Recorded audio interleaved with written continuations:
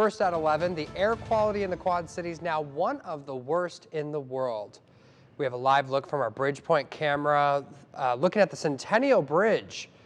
Normally, it's a clear picture of the bridge and the Ferris wheel at Modern Woodmen Ballpark, but this morning, those combination of clouds and smoke from the Canadian wildfires created a very different view, looking a little bit foggy there. And take a look at I-80 Bridge near Rapid City. Normally, we can see for several miles from the Bluff-top camera, but this morning we can barely see to the other side of the Mississippi River. Most of the traffic using their headlights on a day like today, but of course some are not. It is a very similar view in Moline, just lower to the ground. This is a live look at our camera just outside the News 8 studios on 16th Street. You can see how the sunlight is being blocked by clouds and haze. You can also see that we've had some raindrops hit the pavement this morning. The air quality is now worse than it was yesterday, and the entire Quad Cities is in the very unhealthy category. Yeah, it's not good. Meteorologist Andrew Stutzky is here with the latest on your forecast. Good morning. Hi, guys. And yeah, this morning, not much change. We are still, like you said, in that very unhealthy level with the air quality. Even the view on our Mid-American Energy Eagle Eye here at top of the station, pointing to the South Park Mall, you can barely make out the mall itself. That visibility is reduced to as low as 2 miles in spots. Let's show you where the air quality is the worst right now. Yeah, over the Quad Cities, anywhere you see the purple, that's the second to worst level of air quality you can possibly have on the air quality scale. Now, we did have some showers and storms move through the Quad Cities earlier, not really doing much to scour out the smoke. The heaviest activity we're tracking right now just outside of Monmouth, and this is not severe, but there are certainly some heavy downpours and a good amount of lightning.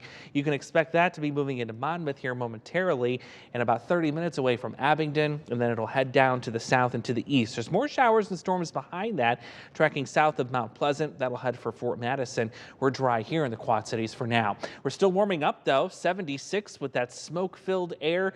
Limit your time outside today if you can. If you got to be out, make sure you have the N95 mask on.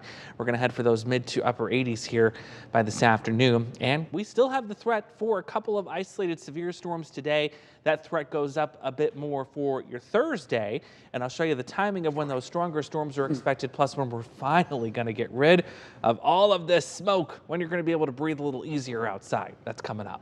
All right, thank you, Andrew. If you are traveling west from the Quad Cities, you won't get away from the air quality problems until you get to western Iowa. This is a live look at Iowa City's skyline. Earlier this morning, we saw puddles on the sidewalks near the Pentacrest, but as we move closer to the afternoon, the puddles dried and we saw some sunshine on the Golden Dome. We've asked you to show us your view of the hazy conditions in the Quad City area, and many of you have sent us pictures through the News 8 app. This picture is from Lorien, Illinois in Stark County. The farm is visible, but everything behind it is obscured by the hazy smoke. And this picture is from Jan in, I hope I'm saying this right, Dahinda, Illinois. She says this is the sun starting to set over the Spoon Lake at Oak Run. And this is a picture from Vicky in Port Byron. This is from the Illinois side of the Mississippi, and you can barely see the other side of the river. You can always send us your pictures by clicking the Near Me button on the News 8 app.